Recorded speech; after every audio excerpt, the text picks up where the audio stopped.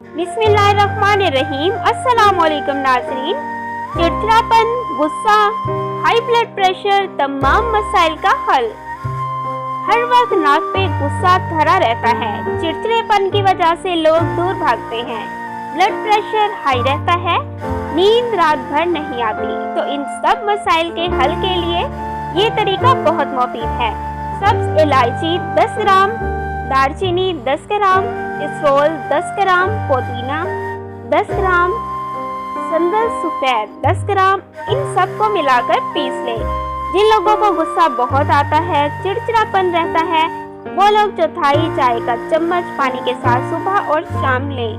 2 चुटकी सुबह शाम बीपी के मरीज लें, इंशाअल्लाह इनका बीपी कंट्रोल में आ जाएगा। बेख्वाबी के मरीज चौथाई चम्मच असर के वक्त लें ताकि रात में इनको पुरसकून नींद आए। Thanks for watching. Please subscribe my channel.